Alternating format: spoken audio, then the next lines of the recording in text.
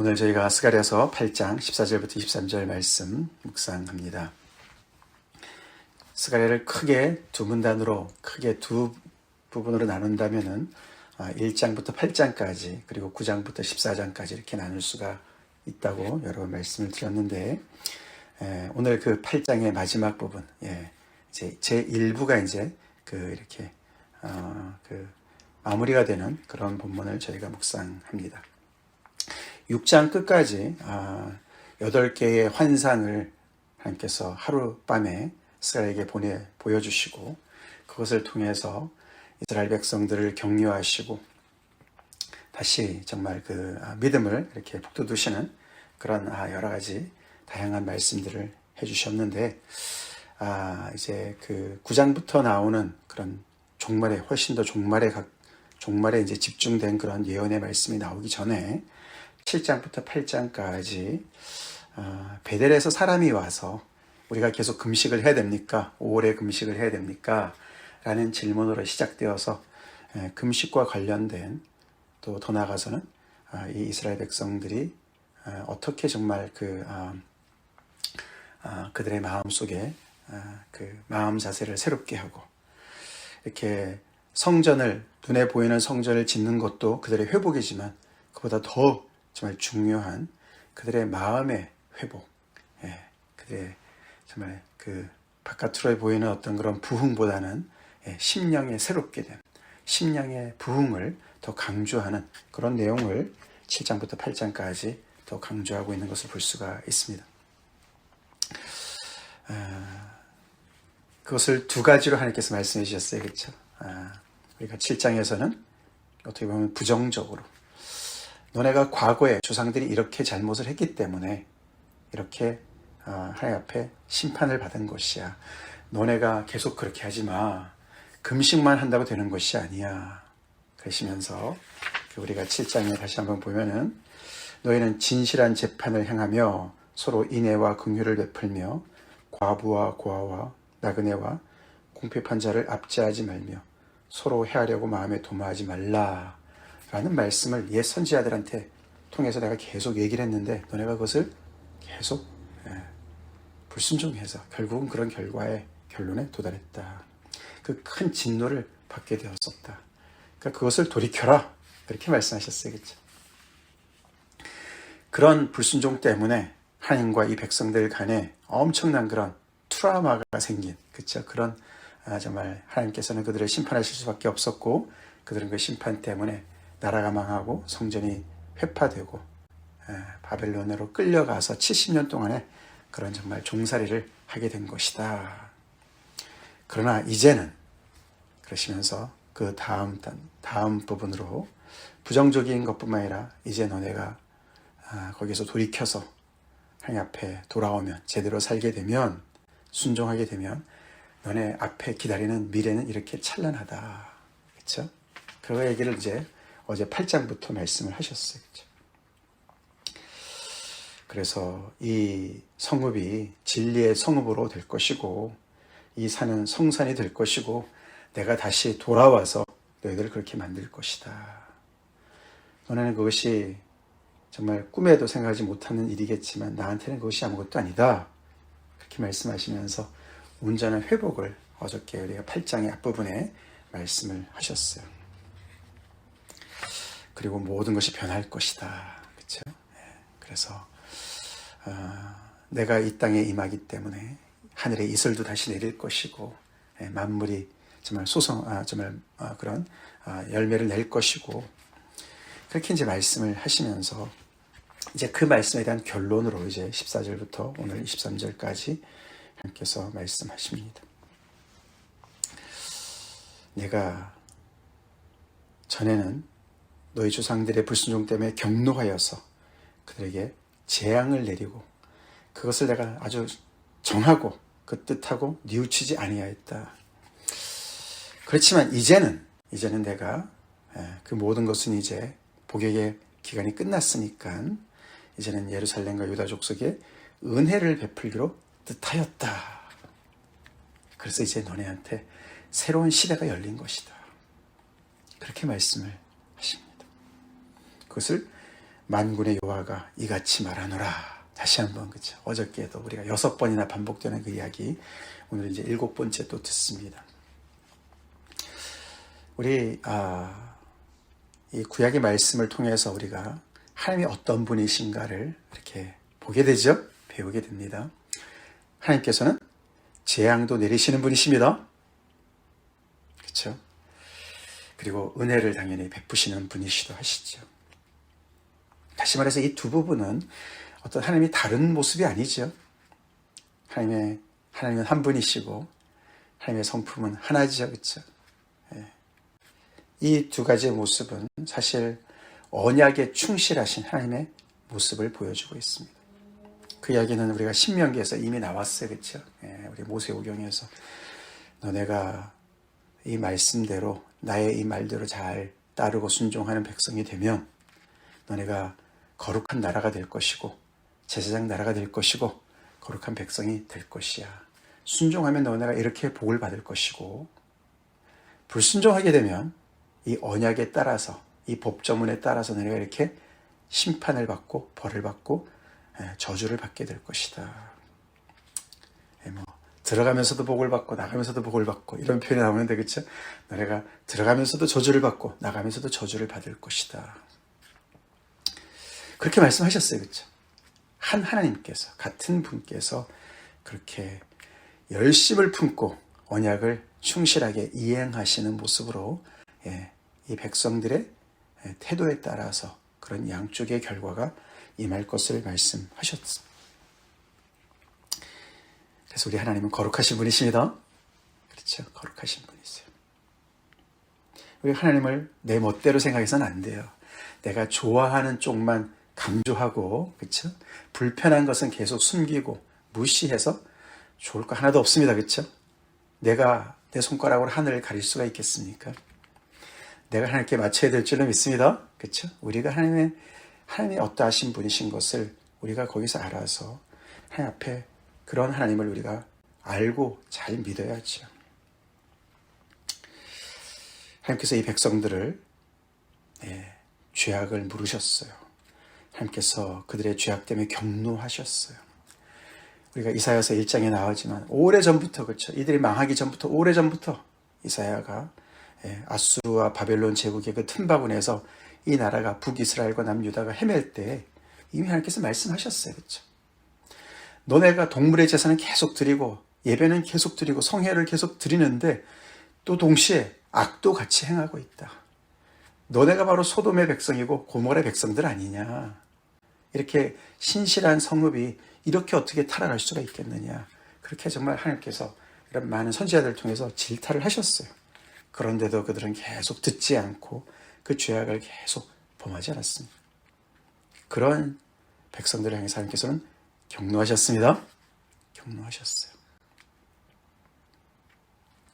그런 하나님의 그 경노가 이제 끝나고 하나님께서 이들을 불쌍히 여기시고 이들을 다시 불러내셔서 다시금 그들을 은혜를 베푸시기로 작정하셨다는 것이죠. 은혜를 베푸시기로 작정하셨다. 그렇기 때문에 너희는 두려워하지 말라. 항상 우리가 하나님의 이 말씀 앞에 우리가 온전히 따라가지를 못하고 내 마음대로 내 생각대로 우리가 신앙생활을 할 때가 많이 있어요. 그렇죠? 하나님은 지금 회개하라고 너 이러다가 혼난다 이럴 때는 괜찮아 이러고 있다가 그렇죠? 하나님께서 이제 마음을 바꾸셔서 이제 다 지나갔으니까 내가 너를 다 용서했으니까 이제는 내가 은혜를 베풀 거야.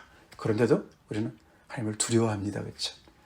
전에 트라우마 때문에 믿지 않고 두려워합니다. 우리 박자를 잘 맞춥시다. 하나님의 말씀에 따라서 우리가 신앙생활을 해야 돼요. 너희 내가 은혜를 베풀기로 작정했으니까 더 이상 두려워하지 마. 두려워하지 마. 주변의 사람들 두려워하지 마. 내가 너희들에게 은혜를 베풀 거야. 하나님께서도 우리에게 은혜의 해를 선포하셨습니다. 예수 그리스도를 통해서 할렐루야. 희년을 선포하셨죠? 그렇죠. 희년을 선포하셨어요. 예수 그리스도께서 이 땅에 오신 것이 바로 모든 그 인간의 죄를 다 하나님께서 아들에게 담당시키시고 내가 너희를 이렇게 용서하고 사랑해. 이제 은혜를 받을 만한 때야. 나한테 나와. 그 예수 그리스도께서 이 땅에 오신 그때가 얼마나 복된 시기인지를 우리가 잊지 맙시다. 잊지 맙시다. 그래서 예수님 앞에 나오는 모든 사람들은 구원을 받았어요. 죄사함을 받았어요.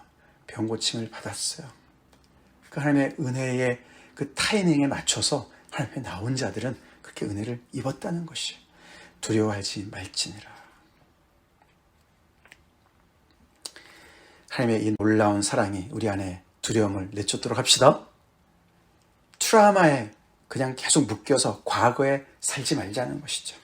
우리는 은혜의 시대에 예수님이 이 땅에 오신 그 시대에 사는 사람들인 것을 우리가 복음을 아는 자들로서 주님 앞에 나가야 되겠습니다. 자, 그렇게 말씀하시면서 그런 내가 은혜를 베푸니까 너네는 그 은혜에 합당하게 살아. 너네가 행할 일은 이러이러해. 16절에 말씀하세요. 은혜는 항상 우리한테 삶을, 그 은혜에 합당한 삶을 요구하십니다. 아멘. 이게 뒤집어지지 않았어요. 그렇죠? 순서가 중요하죠. 하나님께서 너네가 이렇게 행하면 내가 은혜를 베풀 것을 좀 고려해 볼게 라고 말씀 안 하시고, 그렇죠? 우리가 이 이스라엘 백성들에게 하나님께서 은혜를 먼저 베푸시고 애굽에서 불러내신 다음에 너네가 나의 이 말씀 따라 순종하며 이런 백성이 될 거야. 은혜를 베푸신 다음에 말씀하신 것처럼 여기서 또다시 이들을 다시 회복시키실 때도 그들에게 은혜를 먼저 베푸시고 돌아오게 하시고 약속을 주신 다음에 그래서 너네가 이 은혜에 걸맞게 살아 라고 말씀하십니다. 우리가 하나님의 은혜를 값없이 받습니다. 그렇죠?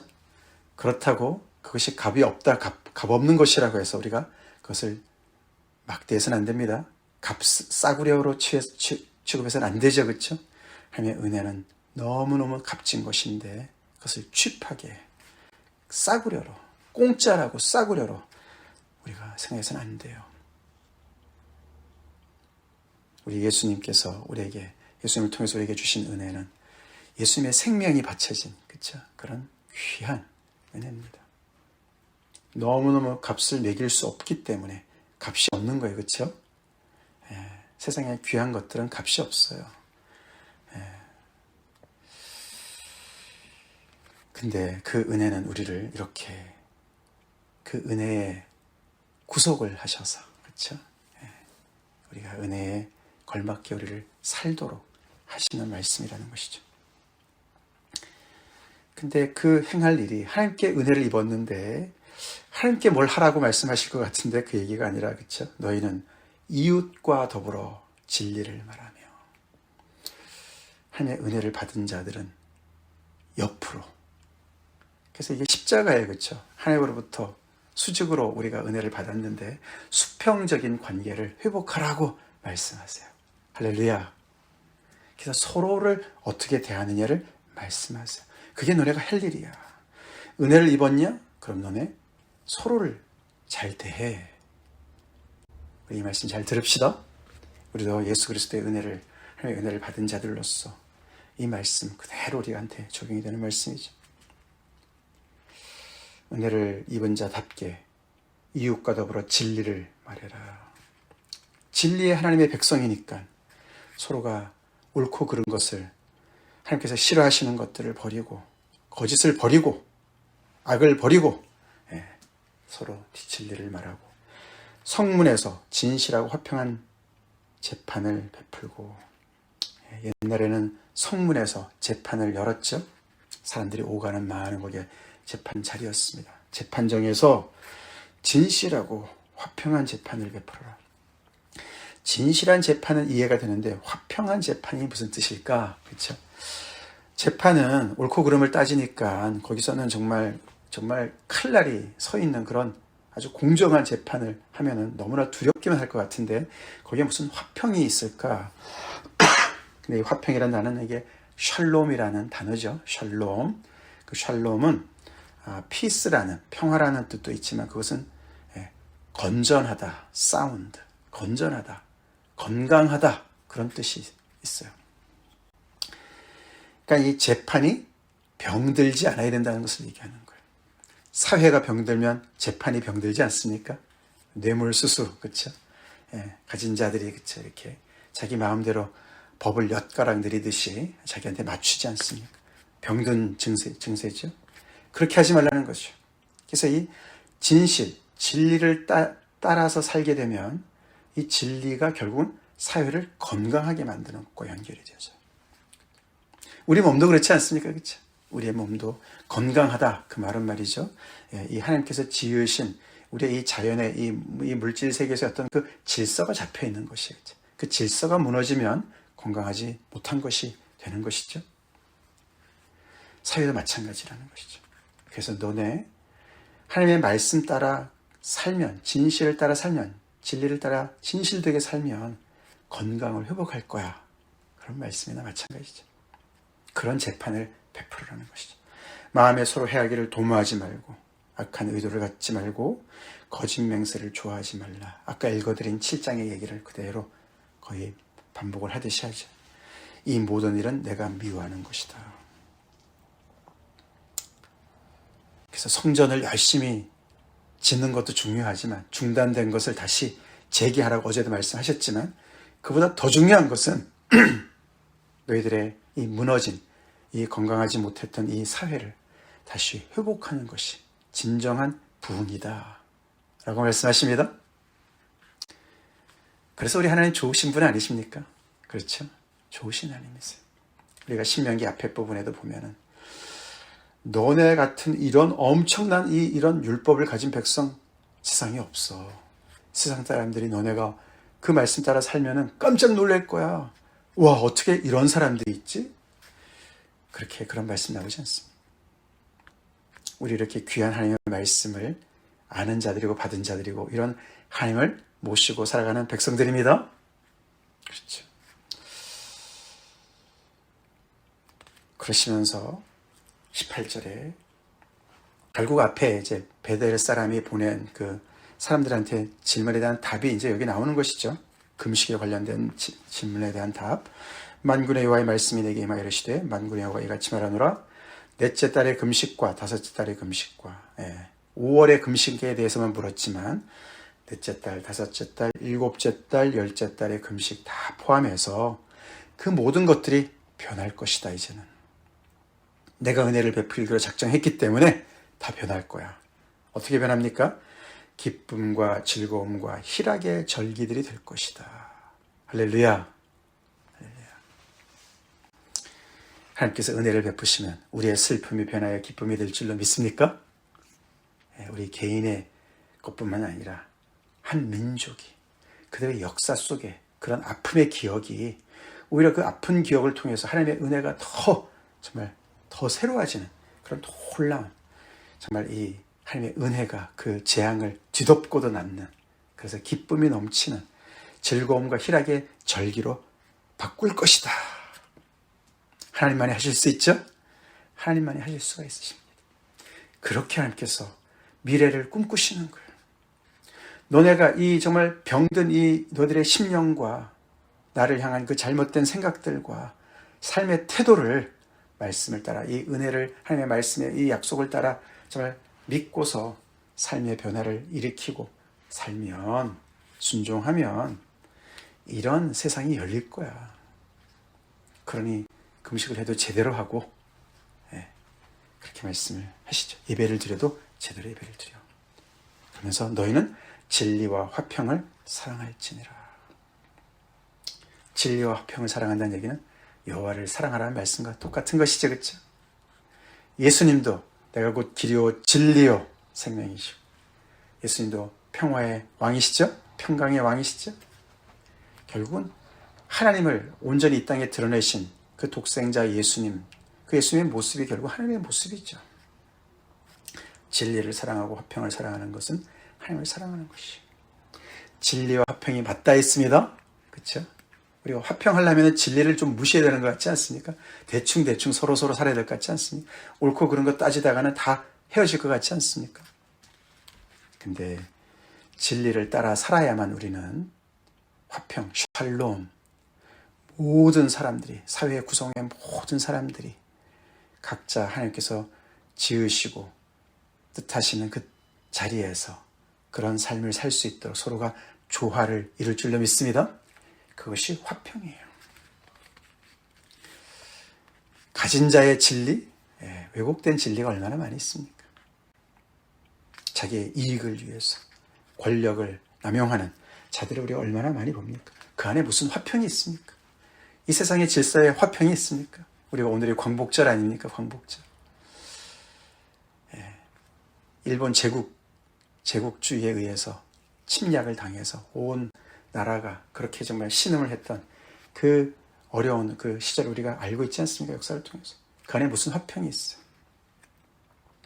그러나 하나님 안에서는 이 진리와 화평이 서로가 만납니다. 그래서 우리 하나님의 말씀에 정말 내 자신을 거기에 철저하게 맞추고 순종해야 돼요. 가정 안에서도 마찬가지죠. 교회 안에서도 마찬가지야. 내가 아버지라고, 가장이라고, 가정에서 나의 권력을 남용하고 행사하고, 우리가 그런 정말 잘못된 그런 많은 것들을 보지 않습니까? 화평이 깨지죠. 병들죠. 병들어요. 몸이 병들듯이 사회가 병들고 가정이 병들어요. 아버지도 가장도 하나님의 권위 아래 있어야 될 줄로 믿습니다.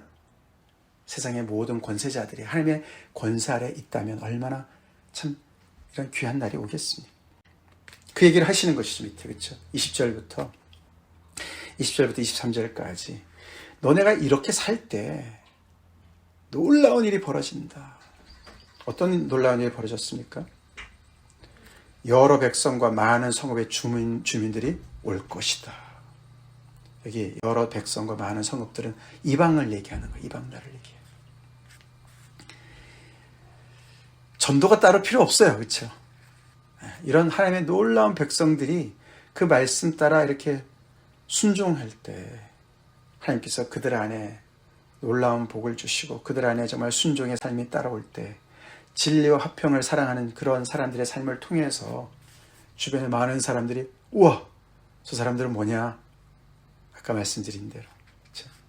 그래서 이 성읍 주민들이 저 성읍에 가서 이르기를 우리가 속히 가서 만군의 여호와를 찾고 여호와께 은혜를 구하자. 우리 예배드리러 가자. 그럴 때 나도 갈 거야. 이제 나도 갈 거야. 그렇죠? 이방 사람들이 나도 갈 거야. 너네가 하나님을 섬긴다면서 너네 안에 하나님이 계시다면서 하나님이 너희와 함께 계심을 우리가 들었다. 그러면서 말이 다른 이방 백성 10명이 유다 사람 한 사람을 붙잡고 우리도 하나님께 나갈 수 있도록 도와줘. 그런 날이 올 거다. 기가 막힌 말 아닙니까? 그렇죠? 이것이 하나님께서 꿈꾸시는 하나님의 나라죠. 이렇게 하나님께서 이들을 정말 말씀하신 대로 거룩한 백성으로 제장 나라로 만들어 가시는 그 꿈을 얘기하시면서 이런 미래가 기다리고 있으니까 너네 순종하고 너네 조상들의 그 잘못을 전철을 밟지 말고 너네 심령으로부터 새롭게 되어서 새롭게 출발해라고 말씀하시고 계시는 것이죠. 22절에 많은 백성과 강대한 나라들이 예루살렘으로 와서 만군의 여호와를 찾고 여호와께 은혜를 구하리라. 이사야서 2장에도 나와 있지 않습니까? 말일에 많은 사람들이 그 성으로 시온 산으로 모일 것이다. 율법이 거기서부터 나가기 때문에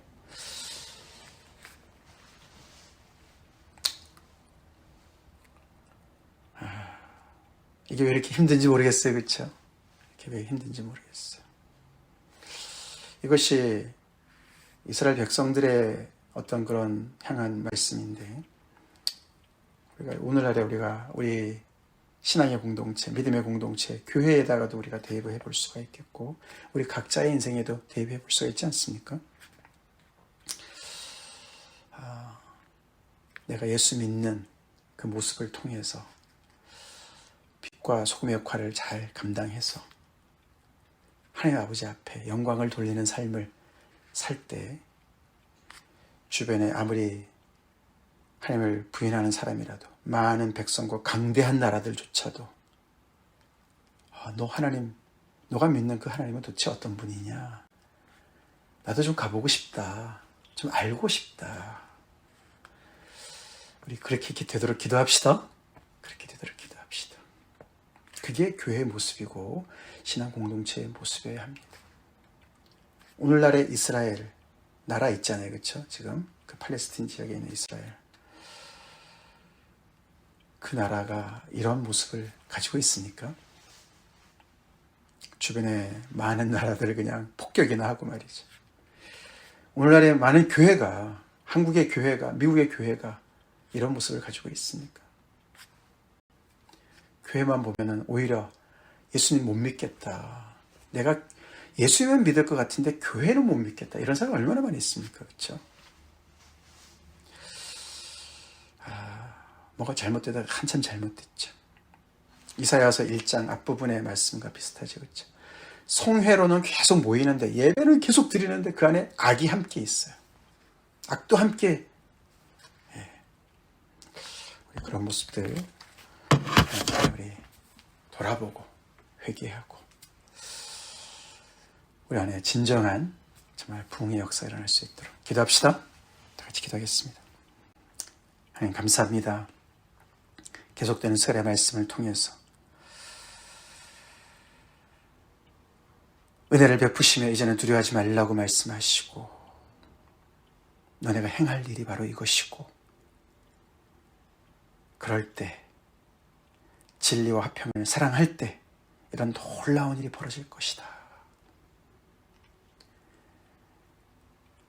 거룩한 백성, 제사장 나라의 모습으로 사는 것이 어떤 모습인지, 얼마나 영광스러운 모습인지, 이 세상에 둘도 없는 너무나 구별되고 귀한 그런 복된 삶의 모습인지를 오늘 말씀을 통해 다시 봅니다. 주님, 저희를 그렇게 부르셨습니다.